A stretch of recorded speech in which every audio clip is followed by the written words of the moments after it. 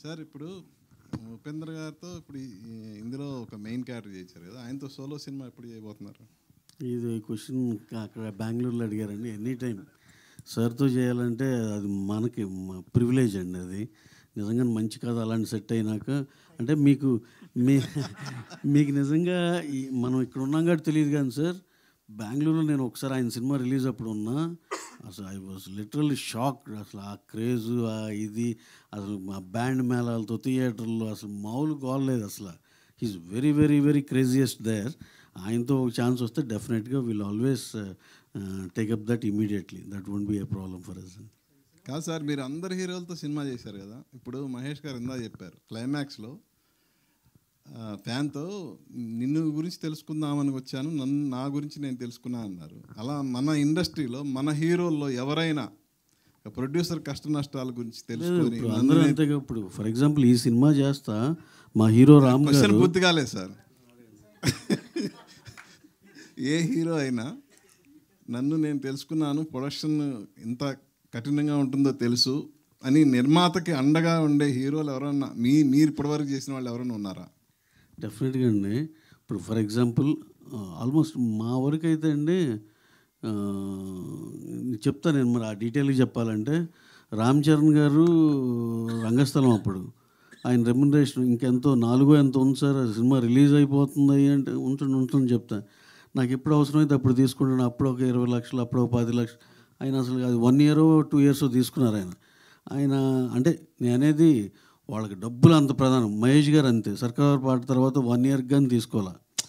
అలా చిరంజీవి గారు అంతే, వాల్తేరు గారు తర్వాత 1 year, రవితేజ గారు అంతే. అంటే డెఫినెట్గా వాళ్ళందరికీ సరే ఓటీటీ ఇంకా డబ్బులు లేట్ అవుతాయి కదా, అవి వచ్చినప్పుడే ఇవ్వండి. ఇంట్రెస్ట్ ఏం లేవండి పాపం, అలా అనమాకండి. ఇంట్రెస్ట్ లేవు కానీ అలా రామ్ గారిని మా ఉపేంద్ర గారు అసలు రెమ్యునరేషన్ నేను చెప్పనన్నారు. సార్ ఇదైతే కరెక్ట్ అనుకోండి, ఓకే డన్ అన్నారు. అది యాక్చువల్గా ఆయన ఉన్న ఇప్పుడు దానికన్నా తక్కువ అనే తెలుసు. కాకపోతే సార్ ఈ ప్రాజెక్ట్ కొంచెం ఇప్పుడు బయట పరిస్థితులు బాగాలేదు కాబట్టి కొంచెం ఇలా కన్సిడర్ చేయాలి సార్ అంటే ఒక్క మాట అనలా. రామ్ గారు he has come for back end. ఆయన ఏం డబ్బులు తీసుకోవాలి, నైజాం అండ్ గుంటూరు తీసుకున్నారు. సో ఆటోమేటిక్ ప్రొడ్యూసర్ ఇదేంటి అనేది అర్థం చేసుకున్నట్టే కదా. డెఫినెట్గా చాలామంది కోఆపరేట్ చేశారండి అలా. ఎన్టీఆర్ గారు అయితే అసలు ఆయన సరే ఎప్పుడు ఉంటే అప్పుడే ఉన్న టైప్లో కూడా ఉంటాడు ఆయన. సో ప్రభాస్ గారు ఆయన సరే మళ్ళీ ఇప్పుడు అరే ఇంకెవరినో మిస్ అయ్యానంటే మళ్ళీ అది తప్పుగా ఉంటుంది. మీరు అనవసరం కదిలించారు. పవన్ కళ్యాణ్ గారు ఇంకోటి ఆయన చెప్పాలి, మీరు అలా కదిలియొద్దండి. మొత్తం అందరిది మళ్ళీ కవర్ చేయాలి. ఎందుకంటే అందరితో మాకు ఆ మంచి రిలేషన్ ఉంది కాబట్టి. కళ్యాణ్ గారు అసలుకి మీకు మిగిలితే ఇవ్వండి లేకపోతే లేదన్నారు. ఇది నమ్ముతారు ఎవరన్నా? పుష్పక ఆయన అంతే, మర్చిపోయా. అల్లు అర్జున్ గారు స్టిల్ 1 year పాటు తీసుకున్నారు ఆయన తర్వాత ఆయన రెమ్యునరేషన్ అనేది. సో అందరూ చాలా కైండ్గా ఉన్నారండి మా వరకు నేను చూసిన ఇది. సో మీరు అడిగిందని చెప్పలేదు ఎవరండి?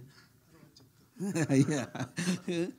So we're very happy for everyone with whom we work అండి. Thank you. అండ్ పక్కన మహేష్ గారు మీ అంకే చూస్తున్నారు, మీరు చెప్తుంటే నెక్స్ట్ లైన్ రాస్తారనుకుంటా, ప్రొడ్యూసర్ కష్టాల మీద సినిమా తీయటం ఎట్లా, దాని మీద కంప్లీట్ ఏమన్నా ఏం లేదండి. ఇక్కడ నిజంగానే మార్కెట్ టఫ్ అవుతున్న కొద్దీ ఇది రివైజ్ అవుతూ ఉంటుంది అంతే. మార్కెట్ టఫ్గా ఉంటే ఇది ఇప్పుడు గేమ్ అంతా ఏంటంటే నెంబర్ ఆఫ్ డేస్ తగ్గించుకోవాలి, ఖర్చు కంట్రోల్లో తెచ్చుకోవాలి.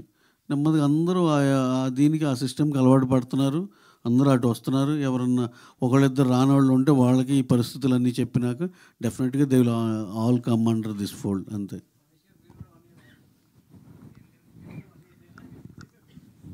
ఆయనది అయిపోయిందండి.